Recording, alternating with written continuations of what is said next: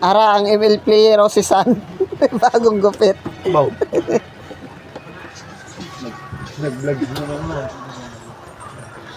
Anong ginagawa ng lasing hindi sa kantolan? Si San, ng hero. Hero ng ML, si San. Yan po si San, ang hero ng ML. Ano sinabi sa magdiwa? Sa ML po yan, hero. Kalaban niya si Balmon.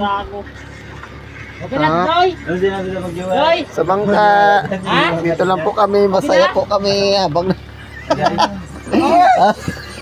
masaya po kami dito, walang gulo. Ito po siya, ito si San. San o maging tao, San o maging hayop. Ano sinabi sa magdiwa? Hindi kasi nung stop. Hindi man lang magtulong nun. Koko, Yung patron Koko! sa aming mga tablon ni Renz.